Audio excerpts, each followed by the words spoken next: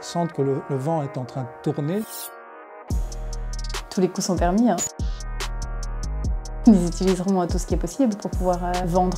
On est dans un cas clair de tromperie au consommateur. C'est l'évolution la plus remarquable du moment dans le domaine alimentaire. Dans les grandes surfaces, ces rayons dédiés aux produits d'origine exclusivement végétale s'allongent d'année en année. Et même partout ailleurs dans le magasin, on retrouve disséminées des alternatives 100% végétales. Ce qui est impressionnant, c'est la croissance à 2 chiffres de la vente de ces produits-là. Du lait végétal, des steaks végétaux, margarine, yaourt végétaux, enfin maintenant on fait tout. Quand on voit l'offre, à quel point elle augmente, à la vitesse à laquelle elle augmente, et clairement les industriels l'ont très bien compris.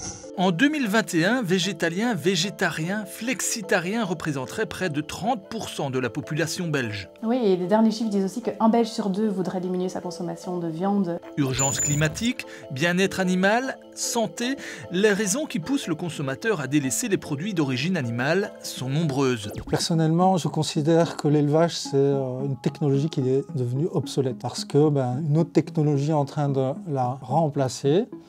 Et cette technologie, elle est capable de produire un produit qui a le même goût, la même texture, la même saveur, avec une empreinte écologique moindre. Et en plus, vous êtes vraiment très compétitif avec ces produits-là. Face à cette révolution verte, l'ancien monde tente de maintenir ses parts de marché. Il s'accroche et contre-attaque. Sa première arme, promouvoir et dénigrer. Des campagnes sont lancées pour promouvoir le lait de vache ou la viande, même si parfois ça va dans le sens contraire des recommandations scientifiques.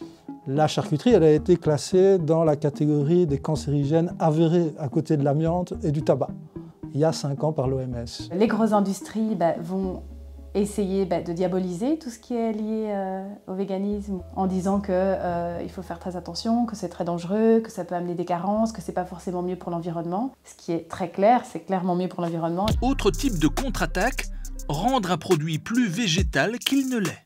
Le roulé ananas par exemple, il contient de l'ananas d'accord, mais il est quand même composé à 90% de produits d'origine animale et c'est un ingrédient minoritaire végétal que l'on met en avant. Cette vache qui tient un trèfle à 4 feuilles dans sa bouche, elle a beaucoup de chances d'être où elle est à mon avis. Autre exemple interpellant, ce lait d'origine 100% animale avec cette mention qui saute aux yeux, 87% plant-based. Comment interpréter cela? Le consommateur moyen, quand il en face d'une brique de lait avec marqué plant-based, comprend que c'est un lait végétal, pas un lait de vache. Pour comprendre ce que ce plant-based veut dire, il faut se rapporter à l'information qui est derrière et qui nous explique que ça a trait à l'emballage. Effectivement, c'est totalement susceptible d'induire le consommateur en erreur. On est dans un cas clair de tromperie au consommateur avec des visées derrière commerciales. Troisième tendance, rendre un produit plus ami des animaux qu'il ne l'est. Exemple avec cette mention, nos vaches sont élevées en pâturage, avec un dessin enfantin tout gentil d'une petite vache dans les prés, comme c'est mignon. Et celle-là, elle a même une copine. Ça fait longtemps que la profession utilise des images en dessin animé d'animaux heureux. On ne comprend pas trop pourquoi les animaux seraient heureux d'être tués. Ils sont souvent en liberté sur les étiquettes. Autre exemple, ce label « Mieux pour tous, pour la terre, les animaux et les hommes ». Alors qu'en pense le cochon dont la cuisse refroidit derrière cette étiquette? On ne le saura jamais. Ils sont bien conscients. Il y a un degré de culpabilité, je pense, chez les consommateurs par rapport à leur consommation. Du coup, je suis convaincue qu'ils sont obligés d'utiliser d'autres outils de marketing pour pouvoir déculpabiliser les consommateurs. Ou encore ce cochon vert qui gambade en souriant au milieu de la campagne. Le cochon bien-être. Qui est ce cochon? On peut peut-être essayer de le trouver, non? Bon, on va aller voir si le cochon vert est là. Cochon vert, cochon vert! Aucune trace du cochon vert. On ressort bredouille de chez Marcassou, la marque qui a lancé ce label. Dans son voisinage, on rencontre un fermier. Bonjour monsieur, vous n'avez pas de cochon vous ici? Vous n'avez pas de cochon vert alors? Non. Parce qu'on voit des cochons verts sur leurs emballages. Il nous redirige vers l'unique élevage de porcs des environs. On demande à cet éleveur ce qu'il pense de ce label cochon bien-être.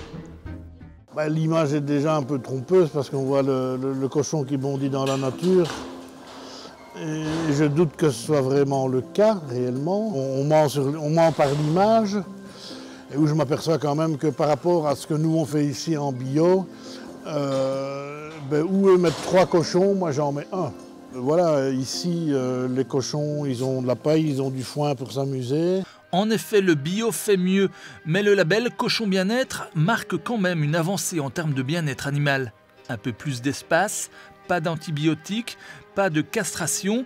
Ce label est sur la bonne voie, mais il n'impose pas de litière de paille ou d'espace extérieur. Ce logo du petit cochon vert qui gambade au milieu de la campagne ne serait-il dès lors pas trompeur? En sachant qu'ils n'ont aucun parcours extérieur, c'est en fait c'est une forme de tromperie.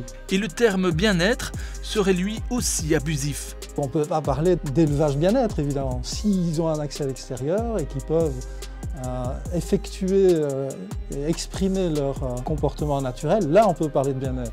Pour moi c'est évident que l'exploitation et l'abattage ne peut pas constituer une forme de bien-être animal, mais voilà, c'est pas un avis partagé de tous.